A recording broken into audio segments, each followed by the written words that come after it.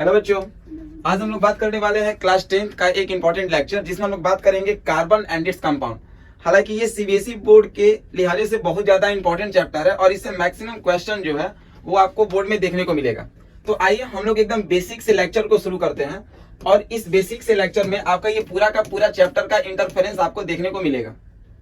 यानी हम लोग का ये जो चैप्टर है कार्बन एंड इट्स कंपाउंड, इसमें सबसे पहले हम लोग देखते हैं कि कार्बन एंड इट्स कंपाउंड का इंट्रोडक्शन लेक्चर रहेगा और इसके द्वारा जितना भी इस चैप्टर में इंपॉर्टेंट टॉपिक है, जैसे हम लोग बात कर लेते हैं कि कार्बन एंड इट्स कंपाउंड का इंट्रोडक्शन लेंगे। देन हम लोग इसके बाद आगे बढ़ेंगे तो बात करेंगे कोवैलेंट बॉन्ड के बारे में, वर्सटाइल नेचर ऑफ कार्बन के बारे में, एलोट्रॉप्स के बारे में, आइसोमेरिन के बारे में।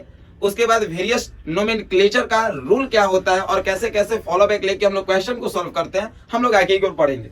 तो सबसे पहले अगर हम लोग इंट्रोडक्शन देखते हैं आज के क्लासेस में, तो सबसे पहले यहाँ पे दिया गया है कि जितना भी चीज हम लोग अपने आसपास देखते हैं, चाहे वो फूड के तौर पे हो या कॉस्मेटिक, कॉस्मेटिक का मतलब क्रीम उरीम जो भी हो, ठीक है, या फिर जितना भी फर्नीचर है, क्लॉथ्स, मेडिसिन, बुक, ये जितना भी चीज आप अपने आसपास देखते हो जो इसके फॉर्म में पाया जा रहा है वो सारा का सारा कार्बन का फॉर्म है। यानी उन सभी चीजों में किसका उपयोगिता आया है? कार्बन का आया है। यानी एक बात बैठा लो भाई कि कार्बन जो होता है वो आपके लाइफ का बहुत इंपॉर्टेंट पार्ट है। यानी आपके बॉडी में भी कार्बन लगभग 70 to 80% के फॉर्म में पाया जाता है। यानी कार्बन का यूज इस धरती पे बहुत ज्यादा है, बहुत बड़े पैमाने पे है।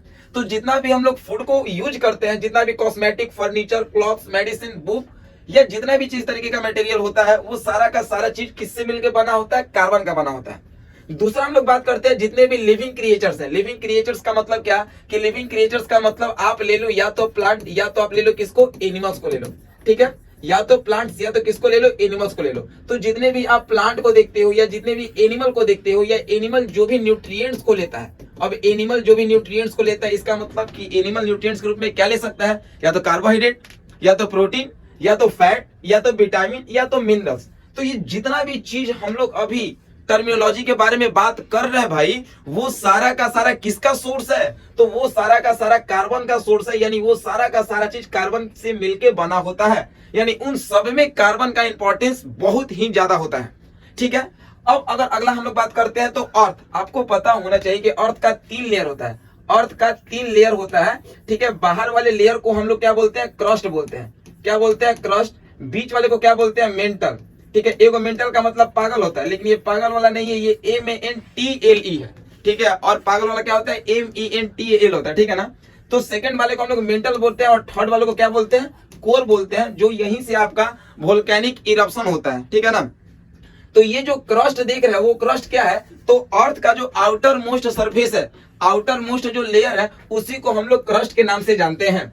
यानी आपको याद रखना होगा कि इस पूरे अर्थ सरफेस में, अर्थ क्रस्ट पे कार्बन का मात्रा कितना है? 0.02% कार्बन का मात्रा है। और कुछ ऐसे भी हैं जो कार्बन साल्ट के फॉर्म में, कार्बोनेट के फॉर्म में, बाइकार्बोनेट के फॉर्म में, मेटालिक साइनाइड के फॉर्म में पाए जाते हैं।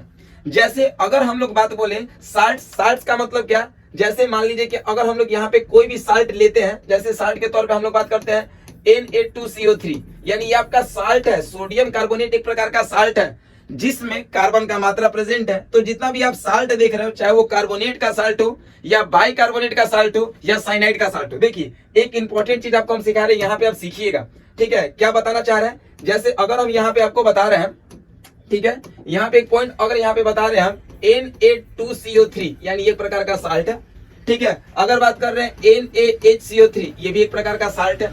अगर हम बता रहे हैं NaCN, ये भी एक प्रकार का साल्ट है। आइए एक नया कॉन्सेप्ट यहाँ पे सीखिए, इसका नाम हो गया सोडियम कार्बोनेट, इसका नाम हो गया सोडियम बाइकार्बोनेट या सोडियम हाइड्रोजन कार्बोनेट, और इसका नाम हो गया सोडियम साइनाइड। यानी इसमें भी कार्बन का मात्रा है, इसमें भी कार्बन का मात्रा है, इसमें भी कार्बन का मात्रा है। तो ये सब मेटालिक सॉल्ट है जिसमें कार्बन का मात्रा प्रेजेंट होता है। यानी याद आपको ये भी रखना है कि कुछ ऐसे साल्ट होते हैं जो कार्बोनेट के फॉर्म में, जो बाइकार्बोनेट के फॉर्म में और जो मेटालिक साइनाइड के फॉर्म में पाए जाते हैं, यानी इसमें भी कार्बन का मात्रा पाया जाता है। और अर्थ की जब हम लोग बात करते हैं एटमॉस्फेयर में, यानी अर्थ जो सरफेस हो गया, इसके ऊपर जो लेयर है दैट मींस एटमॉस्फेयर, तो अर्थ के एटमॉस्फेयर में कार्बन का मात्रा कितना है? 0.03%। यानी बेसिक हमारा इंट्रोडक्शन क्या हुआ कि भाई जो आपका बॉडी है, ठीक है, इसमें ज्यादा से ज्यादा कार्बन का मात्रा है, या इसको छोड़ के जितना भी आप रेदरली इससे आगे देखते हो, चाहे वो फूड है, क्लॉथ्स है, कॉस्मेटिक है, फर्नीचर है, मेडिसिन है, बुक है, इन सब में भी कार्बन का मात्रा पाया जाता है। उसके बाद बताएं कि जितने भी प्लांट लो, एनिमल लो, या जितना भी न्यूट्रिएंट्स होता है, विटामिन होता है, हार्मोन्स होता है, इन सब में कार्बन का मात्रा पाया जाता है। उसके बाद बताएं कि अगर अर्थ का हम लोग बात करते हैं तो अर्थ का जो अपर लेयर है, जिसको हम लोग क्रस्ट बोलते हैं, उसमें कार्बन का मात्रा 0.02% पाया जाता है। और अर्थ का एटमोस्फेयर, अगर ये अर्थ है, जो एटमोस्फेयर जहां पे एयर ब्लैंकेट की तरह चारों ओर घिरा हुआ है, वहां पे कार्बन का मात्रा अगर देखेंगे तो 0.03% के रूप में पाया जाता है। ठीक है, तो ये हमारा बेसिक इंट्रोडक्शन था। देन हम लोग आगे बढ़ते हैं तो बॉन्डिंग इन कार्बन। ठीक है, बॉन्डिंग का होना लाइफ में भी बहुत ज्यादा जरूरी होता है। जैसे देखते हैं अगर शादी ब्याह होता है तो एक लड़का एक लड़की से बंधन में बंधती है ना, तो जैसे बंधन में बंधती है, डेट मीन्स बॉन्डिंग। बॉन्डिंग का मतलब ही होता है बंधन। अब डिपेंड करता है कि आपका बंधन जिसके साथ है वो कैसा है, मजबूत है कि कमजोर है, तो डिपेंड करता है कि किस प्रकार का बॉन्डिंग आपका साथ किसी दूसरे का है। तो हम लोग अगर केमिस्ट्री में बॉन्डिंग का बात करेंगे तो बॉन्डिंग यहाँ पे दो प्रकार का हम लोग देखेंगे। एक को बोलेंगे इलेक्ट्रोवैलेंट या आयोनिक बॉन्ड, और दूसरे को बोलेंगे हम लोग कोवैलेंट बॉन्ड के नाम से जानेंगे। ठीक है, तो अब यहाँ पे बाबू जो हम बात बताने जा रहे हैं, थोड़ा ध्यान से आप देखोगे तो चीजें आपको ज्यादा निकल के सामने आएगी। ठीक है, हम यहाँ पे इतना लंबा चौड़ा कहानी के बारे में बात नहीं कर रहे हैं। ठीक है, सिंपल सा 2-3 लाइन बता रहे हैं, अगर वो बात आप दिमाग में बैठा लोगे तो ये कहानी का कोई बात नहीं बनेगा। बाकी आपके पास टाइम है, जब टाइम मिलेगा तो इसका स्क्रीनशॉट ले लो, अच्छे से बैठ के पढ़ लेना। ठीक है, आइए, क्योंकि हम लोग को पूरा कंप्लीट चैप्टर को लेना है तो हम लोग थोड़ा सा फास्ट चलेंगे। अब यहाँ पे बता रहे हैं कि कार्बन का एटॉमिक नंबर 6 होता है। तो एक कॉन्सेप्ट आप लोग याद रखो, वो कॉन्सेप्ट क्या है भाई? Z = P = E। इसका मतलब ये होता है कि अगर किसी एलिमेंट का एटॉमिक नंबर जितना होता है उतना ही प्रोटॉन उतना ही इलेक्ट्रॉन। तो अगर कार्बन का एटॉमिक नंबर 6 है तो इलेक्ट्रॉन की संख्या भी 6, प्रोटॉन की संख्या भी 6, और इलेक्ट्रॉन की संख्या कितना होगा? 6, प्रोटॉन की संख्या 6, और एटॉमिक नंबर भी कितना होगा? 6 होगा। यानी पहला चीज आपको पता चल गया कि किसी भी एलिमेंट का इलेक्ट्रॉन, प्रोटॉन, न्यूट्रॉन निकालने आपको आ जाएगा। कैसे? अगर कार्बन का एटॉमिक नंबर Z का वैल्यू 6 है तो इलेक्ट्रॉन का वैल्यू भी 6, प्रोटॉन का भी वैल्यू 6, और जब न्यूट्रॉन निकालोगे तो इसका मास कितना होगा? 12। तो ऊपर में से नीचे को घटाओगे तो आपका न्यूट्रॉन निकल जाएगा। तो 12 में से 6 घटाओगे तो क्या बन जाएगा? 6 बन जाएगा। यानी इलेक्ट्रॉन, प्रोटॉन तो आपको इजीली निकालने आ गया ना। कैसे? क्योंकि जितना एटॉमिक नंबर उतना ही प्रोटॉन और उतना ही इलेक्ट्रॉन। और जब न्यूट्रॉन निकालना है तो ऊपरे माइनस नीचे, यानी मास में से एटॉमिक नंबर को घटाओ, चाहे मास में से प्रोटॉन को घटाओ या मास में से इलेक्ट्रॉन को घटाओ, आपका क्या निकल जाएगा? न्यूट्रॉन का वैल्यू निकल के सामने आ जाएगा। ठीक है भाई मेरे, तो यहां से आपका न्यूट्रॉन भी निकल जाएगा। यानी आपको इलेक्ट्रॉन निकालने आ गया, प्रोटॉन निकालने आ गया। अगर न्यूट्रॉन निकालना है तो एटॉमिक मास में से एटॉमिक नंबर को घटा दो, या इलेक्ट्रॉन को घटा दो, या प्रोटॉन को घटा दो।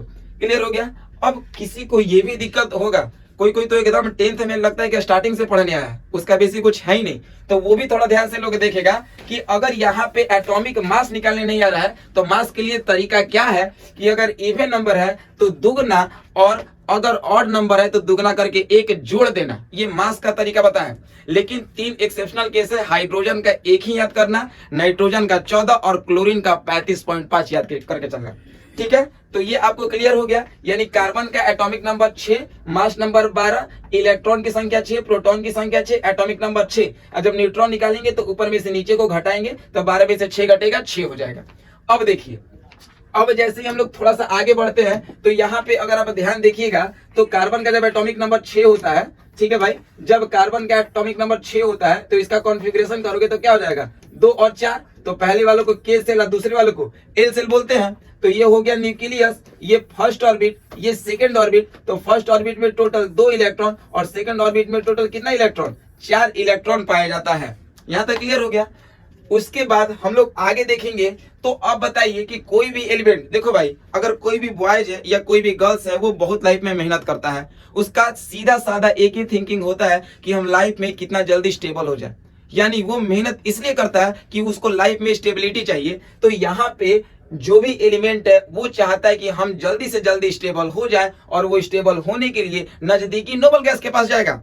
और इसके नजदीक में नोबल गैस कौन है? तो नोबल गैस का ट्रिक आपको याद करवाए थे ना, हे नानी आराम कर जिंदा रहेगी। हे का मतलब हीलियम, नानी का मतलब नियोन, आराम का मतलब आर्गन, कर का मतलब क्रिप्टन, जिंदा का मतलब जीनोन, रहेगी का मतलब रेडॉन। क्लियर हो गया। तो यहाँ पे हम बता रहे हैं आपको कि कोई भी एलिमेंट स्टेबल होने के लिए नजदीकी नोबल गैस के पास जाएगा। तो ये नजदीकी नोबल गैस के पास जाएगा किसके पास, तो इसके नजदीक में दो है, एक हीलियम है जिसका एटॉमिक नंबर 2 होता है और एक नियोन है जिसका एटॉमिक नंबर 10 होता है। अब बताइए इसके पास 4 2 6, अगर 4 लेगा तो नियोन के पास जाएगा और 4 हटाएगा तो हीलियम के पास जाएगा। तो बताइए 4 इलेक्ट्रॉन को लॉस करना या 4 इलेक्ट्रॉन को गेन करना, यानी ज्यादा से ज्यादा एनर्जी की रिक्वायरमेंट होने लगती है ना। जब ज्यादा से ज्यादा इलेक्ट्रॉन को लॉस करके या गेन करके हम स्टेबल होंगे तो क्या फायदा। अगर लाइफ में भाई अगर हम बिजनेस कर रहे हैं और हमको बहुत ज्यादा पैसा लगाना पड़ रहा है और गेन जो है प्रॉफिट जो है बहुत कम हो रहा है, तो वैसा काम करके क्या फायदा। यानी हम लोग बिजनेस माइंडसेट से अगर देखते हैं कार्बन का, तो कम पैसा लगाए, कम लॉस या गेन करे, ज्यादा स्टेबल हो। तो इसीलिए कार्बन जो है ज्यादा इलेक्ट्रॉन को, 4 बहुत ज्यादा होता है, अगर 1 2 रहता तो हम लोग लॉस या गेन कर सकते थे, लेकिन 4 इलेक्ट्रॉन को लॉस या गेन कर पाना पॉसिबल नहीं होता है। इसीलिए कार्बन के लिए खास बात याद रखना, टीचर आपको भरमाएगा, परेशान करेगा क्वेश्चन देके, लेकिन आप अडिग रहना अपने बात पे कि कार्बन के पास आउटर ऑर्बिट में 4 इलेक्ट्रॉन होता है और 4 इलेक्ट्रॉन को लॉस करना और 4 इलेक्ट्रॉन को गेन करना पॉसिबल नहीं है, क्योंकि ज्यादा एनर्जी की रिक्वायरमेंट होती है। ठीक है, और उस केस में इलेक्ट्रॉन प्रोटॉन न्यूट्रॉन का भी वैल्यू में चेंजिंग हो जाएगा। तो इसलिए कार्बन जो है ना तो इलेक्ट्रॉन को लॉस करता है, ना तो कार्बन इलेक्ट्रॉन को गेन करता है। तो भाई मेरे याद रखना कि कार्बन जो है सिर्फ और सिर्फ इलेक्ट्रॉन को क्या करता है, शेयर करता है। कार्बन ना तो इलेक्ट्रॉन को लॉस करता है ना तो गेन करता है, क्योंकि 4 लॉस करना और 4 गेन करना बहुत ज्यादा एनर्जी लगता है। इसीलिए कार्बन ना तो लॉस करेगा ना तो गेन करेगा, कार्बन सिर्फ और सिर्फ क्या करेगा, शेयर करेगा। अगर भाई मेरे आप ध्यान से इस चीजों को पढ़ोगे तो ये सारा का सारा कहानी वही दिया गया। आप देख लो, we know that the reactivity of element is explained and their tendency to attain a fulfilled outermost shell that is to attain in noble gas electronic configuration। इसका मतलब क्या कि कोई भी एलिमेंट चाहता है कि हम स्टेबल होने के लिए किसके पास जाए, अपने नजदीकी नोबल गैस के पास जाए। और नजदीकी नोबल गैस के पास जाने के लिए वो 2 ही काम करेगा, इलेक्ट्रॉन को लॉस या इलेक्ट्रॉन को गेन। जब वो इलेक्ट्रॉन को लॉस करेगा तो उसके ऊपर प्लस चार्ज, जब वो गेन करेगा तो माइनस चार्ज। एक मिनट ध्यान से आप लोग देखेंगे यहाँ पे कि अगर सोडियम है एटॉमिक नंबर 11 हो गया तो कॉन्फ़िगरेशन करेंगे 2 8 1, तो ये नजदीकी नोबल गैस के पास जाएगा ना। तो इसके नजदीक में नोबल गैस कौन है, तो इसके नजदीक में नोबल गैस नियोन है और नियोन का एटॉमिक नंबर 2 8 होता है। तो ये 1 इलेक्ट्रॉन को लॉस करेगा तो लॉस करेगा। तो जब केमिस्ट्री में इलेक्ट्रॉन लॉस होता है तो प्लस चार्ज, जब गेन होता है तो माइनस चार्ज। तो 1 लॉस किया तो 1 प्लस चार्ज। प्लस चार्ज का मतलब इसका औकात दिख गया, यानी दैट मींस ये स्टेबल हो गया। उसी तरीके से अगर हम लोग क्लोरीन का बात करेंगे तो क्लोरीन का एटॉमिक नंबर 17 होता है, तो कॉन्फ़िगरेशन 2 8 7। तो इसके नजदीक में नोबल गैस कौन सा है, आर्गन, और आर्गन का कॉन्फ़िगरेशन होता है 2 8 8। तो ये क्या करेगा, 7 है, 8 करना है, 1 इलेक्ट्रॉन को लेगा, तो जब गेन करेगा तो कौन सा चार्ज आएगा, माइनस चार्ज। यानी याद रखना, इलेक्ट्रॉन जब लॉस करता है तो प्लस चार्ज और गेन करता है तो माइनस चार्ज। लॉस या गेन क्यों करता है, स्टेबल होने के लिए, और स्टेबिलिटी होने के लिए किसके पास जाएगा, नजदीकी नोबल गैस के पास। लेकिन ये कहानी कार्बन के साथ नहीं होता है, क्योंकि कार्बन ना तो इलेक्ट्रॉन का लॉस करता है ना तो गेन करता है। कार्बन सिर्फ और सिर्फ इलेक्ट्रॉन का क्या करता है, शेयर करता है। ठीक है, चलिए अब हम लोग थोड़ा सा आगे बढ़ते हैं। ठीक है ना भाई, यहां तक सभी को क्लियर है। अब हम लोग बात करते हैं कोवैलेंट बॉन्ड। देखो इतना लंबा चौड़ा कहानी आपको नहीं याद करना है, ठीक है। जब आप पूरे लेक्चर पे डिपेंड हो तो आप चीजों को ध्यान से समझो और चीजों को पहले ध्यान से देखो, तब आपको ये बहुत अच्छे से समझ में आएगा ये लेक्चर। कोवैलेंट बॉन्ड, देखो बाबू, केमिस्ट्री में 2 प्रकार का बॉन्ड होता है, एक का नाम है कोवैलेंट और एक का नाम है इलेक्ट्रोवैलेंट और आयोनिक। कोवैलेंट कभी भी अगर होगा तो कोवैलेंट अगर कभी भी होगा तो किसके बीच में होगा, तो भिखारी और भिखारी के बीच में। ठीक है, भिखारी और भिखारी कहने का मतलब क्या होता है कि नॉन मेटल और नॉन मेटल के बीच में। तो जब नॉन मेटल और नॉन मेटल के बीच में जो बॉन्ड बनता है उसको कोवैलेंट बॉन्ड बोलते हैं। एकदम दिमाग में सेट कर लो हमारा बात। नॉन मेटल के बीच में जो बॉन्ड बनता है उसको बोलते हैं कोवैलेंट बॉन्ड। और जब एक मेटल और एक नॉन मेटल रहेगा उसके बीच में जब बॉन्ड बनेगा उसको बोलेंगे आयोनिक या इलेक्ट्रोवैलेंट बॉन्ड। दिमाग में बैठा बात, क्या बोले, नॉन मेटल और नॉन मेटल के बीच में जो बॉन्ड बनेगा उसको बोलेंगे कोवैलेंट बॉन्ड। और जब एक मेटल और एक नॉन मेटल रहेगा उसको हम लोग क्या बोलेंगे, आयोनिक या इलेक्ट्रोवैलेंट बॉन्ड। यहाँ पे एक और दिक्कत है कि कोवैलेंट बॉन्ड 2 प्रकार का होता है, एक को कहेंगे पोलर कोवैलेंट बॉन्ड, एक को क्या कहेंगे, पोलर, और एक को कहेंगे हम लोग नॉन पोलर। दोनों में अंतर क्या है, नॉन पोलर। जब दोनों नॉन मेटल सेम तो नाम हो जाएगा नॉन पोलर, और जब दोनों डिफरेंट तो उसका नाम होगा पोलर। उल्टा होता है, चीजों को ध्यान देना। जैसे अगर हम लोग बात कर रहे हैं N2, अगर बात कर रहे हैं H2, अगर बात कर रहे हैं Cl2, अगर बात कर रहे हैं Br2, अगर बात कर रहे हैं I2, तो ये दोनों नॉन मेटल है, लेकिन ये दोनों नॉन मेटल सेम है कि डिफरेंट है? सेम है, तो ये हो जाएगा नॉन पोलर। अगर दोनों आपका डिफरेंट होगा, जैसे HCl, ठीक है, CO2, ठीक है, जैसे H2O, याद रखना बाबू, हम बोलना चाह रहे हैं क्या कि ये भी नॉन मेटल, ये भी non metal, non metal, non metal, non metal, non metal, लेकिन दोनों नॉन मेटल जब डिफरेंट तो पोलर, जब दोनों नॉन मेटल सेम तो नॉन पोलर। ये भी एक नंबर का क्वेश्चन आता है कि आप नॉन पोलर या पोलर का एग्जांपल लिखो, ठीक है ना। तो कोवेलेंट बॉन्ड को दो टाइप से हम लोग बांटे, क्या क्या, पोलर और नॉन पोलर। जब दोनों नॉन मेटल डिफरेंट तो पोलर, और जब दोनों नॉन मेटल सेम तो क्या हो जाएगा, नॉन पोलर। यहां तक क्लियर हो गया? अब समझिए, कोवेलेंट और आयनिक भी आपको क्लियर हो गया। जल्दी से देख के बताइए, कमेंट सेक्शन में आप अपना आंसर देंगे कि अगर कोई पूछेगा कि NaCl क्या है, कोवेलेंट है कि आयोनिक है, तो ये आयोनिक ना हो गया, कैसे एक मेटल और एक नॉन मेटल, तो ये आयोनिक या इलेक्ट्रोवैलेंट बॉन्ड होगा। अगर हम बोलेंगे NH3 क्या है, कोवेलेंट की आयोनिक, तो इसका आंसर होगा कोवेलेंट। क्यों? क्योंकि नाइट्रोजन भी नॉन मेटल और हाइड्रोजन भी नॉन मेटल, लेकिन ये दोनों नॉन मेटल सेम है कि डिफरेंट है? डिफरेंट है। तो जब डिफरेंट रहेगा तो क्या बोले कि डिफरेंट रहेगा तो पोलर, और जब सेम रहेगा तो नॉन पोलर। ये कॉन्सेप्ट आप याद रखना। आइए अब हम लोग सीखेंगे कि कोवेलेंट बॉन्ड कहते किसको है। अब हम लोग सीखेंगे यहाँ पे कोवेलेंट बॉन्ड, ठीक है, यानी जब बंधन हमारे और आपके बीच का बंधन म्यूचुअल शेयरिंग का जब होगा उसको कहेंगे कोवेलेंट बॉन्ड। देखो भाई, या तो एजुकेशन है या तो रिलेशन हो, कभी भी अगर लाइफ में किसी के साथ जुड़ो तो कोशिश करो म्यूचुअली शेयरिंग का। म्यूचुअली शेयरिंग का मतलब क्या है कि अगर 5 रुपया लो तो 5 ही रुपया लौटाओ। अगर ज्यादा दोगे तो वो भी पीठ पीछे कल ना परसों गालिए देगा, ठीक है। कम दोगे तो भी कुछ ना कुछ आपको टोन छोड़ेगा, बोलेगा ही बोलेगा। इसलिए रिलेशन बढ़िया रखना है तो भाई मेरे म्यूचुअल शेयरिंग का कॉन्सेप्ट रखो। म्यूचुअल शेयरिंग का मतलब कि अगर हम 5 रुपया दे रहे हैं तो कोशिश कर रहे हैं कि आप भी हमको 5 ही रुपया लौटाओ। अगर हम आपको 3 रुपया दे रहे हैं तो आप भी हमको 3 ही रुपया लौटाने का काम करो, ठीक है। कृपया कष्ट करें। तो कहने का मतलब कि म्यूचुअल शेयरिंग का मतलब होता है कि जितना हम दिए उतना ही लेंगे, ना ज्यादा ना कम। तो केमिस्ट्री में जब बॉन्ड म्यूचुअल शेयरिंग के कारण बनता है उसको बोलते हैं कोवेलेंट बॉन्ड। केमिस्ट्री में जब बॉन्ड किसके कारण बनता है, म्यूचुअल शेयरिंग, उसको क्या बोलते हैं, कोवेलेंट बॉन्ड। यानी the bond which are formed due to mutual sharing of electron, the bond which are formed due to mutual sharing of electron is called covalent bond। यानी जो भी बॉन्ड आपका mutual sharing of electron से बनता है उसको हम लोग कोवेलेंट बॉन्ड बोलते हैं। और जैसे कोवेलेंट बॉन्ड में यहाँ पे हम एग्जांपल देंगे, अब इसको आपको थोड़ा सा ध्यान देना होगा। अगर यहाँ पे हम एग्जांपल देंगे, एक एक इलेक्ट्रॉन का म्यूचुअल शेयरिंग हो रहा है तो सिंगल कोवेलेंट बॉन्ड, अगर दो दो इलेक्ट्रॉन का म्यूचुअल शेयरिंग हो रहा है तो डबल कोवेलेंट बॉन्ड, और 3-3 इलेक्ट्रॉन का म्यूचुअल शेयरिंग हो रहा है तो ट्रिपल कोवेलेंट बॉन्ड। ये याद रखना, जब इलेक्ट्रॉन एक एक पेयर का म्यूचुअल शेयरिंग करे तो सिंगल कोवेलेंट बॉन्ड, जब आपका दो दो इलेक्ट्रॉन पेयर का म्यूचुअल शेयरिंग हो तो डबल कोवेलेंट बॉन्ड, और जब 3-3 इलेक्ट्रॉन का म्यूचुअल शेयरिंग हो that means triple covalent bond. आइए अब हम लोग इसको एग्जांपल से प्रूव कर रहे हैं, थोड़ा ध्यान से देखेंगे, ठीक है। सबसे पहले क्या दिया गया कि कोवेलेंट बॉन्ड को हम लोग मॉलिक्यूलर बॉन्ड के नाम से जानते हैं, ठीक है। यहाँ पे इलेक्ट्रॉन का म्यूचुअल शेयरिंग होता है, ठीक है। तो इसमें दो चीज आता है, एक शेयर्ड पेयर और एक लोन पेयर, इसके बारे में हम लोग बात कर रहे हैं, ठीक है ना। तो इसमें आपका सिंगल कोवेलेंट बॉन्ड, डबल और ट्रिपल दिया है, तो इसमें बहुत सारा लंबा लंबा कहानी दिया है, हम लोग उतना काम नहीं करेंगे और आपको इजी से समझ में भी आ जाएगा चीजें। आइए यहाँ पे हम आपको समझाने का प्रयास करते हैं, ठीक है ना। देखिए सिंगल कोवेलेंट बॉन्ड, तो याद रखिएगा सिंगल कोवेलेंट बॉन्ड का अगर कोई एग्जांपल पूछेगा तो आप बोलना H2 और बोलना Cl2। देखिए हम आपको बहुत अच्छे से एक समझा देते हैं और एक पे आप प्रैक्टिस कर लोगे। Cl का एटॉमिक नंबर कितना होता है, 17। कॉन्फ़िगरेशन करो 2 8 7। Cl की आउटर ऑर्बिट में कितना इलेक्ट्रॉन, 7 इलेक्ट्रॉन। तो यहाँ पे 2 को पहले Cl लिख दो, लिख दिए ना। आउटर ऑर्बिट में जितना रहता है वो यहाँ पे लिखाता है, यहाँ पे लिखाता है, दैट्स इट। यहाँ तक बात क्लियर आपको।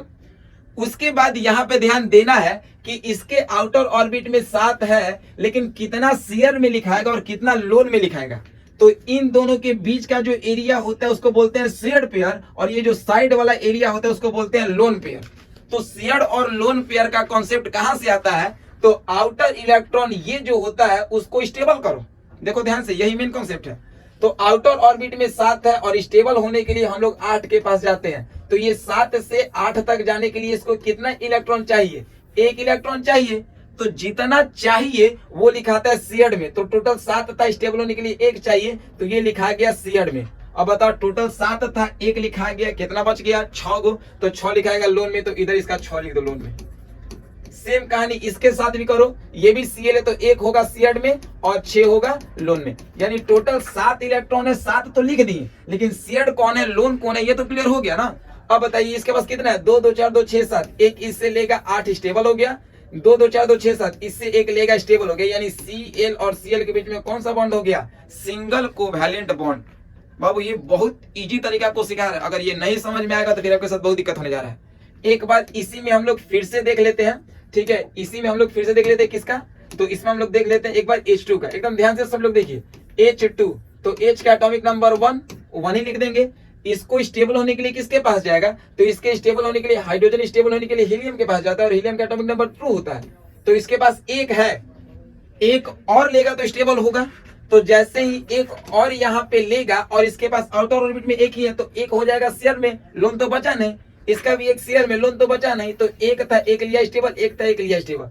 जब 2 इलेक्ट्रॉन से स्टेबल होता है तो उसको हम लोग डुएट बोलते हैं, और जब 8 इलेक्ट्रॉन से स्टेबल होता है तो उसको हम लोग क्या बोलते हैं, ऑक्टेट बोलते हैं। ये 2 बात आप हमेशा याद रखोगे, ठीक है। तो हाइड्रोजन और क्लोरीन के बीच में क्या होगा, सिंगल कोवैलेंट बॉन्ड होता है भाई। अब आइए जल्दी से हम लोग देखते हैं ऑक्सीजन, यानी डबल कोवैलेंट बॉन्ड। तो सिंगल कोवैलेंट बॉन्ड का एग्जांपल क्या बनेगा, तो सिंगल कोवैलेंट बॉन्ड का यहाँ पे, सिंगल कोवैलेंट बॉन्ड का यहाँ पे एग्जांपल जो बनेगा वो H2 बनेगा और Cl2 बनेगा, और डबल कोवैलेंट बॉन्ड का एग्जांपल O2 बनेगा। अब देखिए O एकदम अच्छे से समझा रहा है, तो आप N2 प्रूफ कर लेना, ठीक है ना।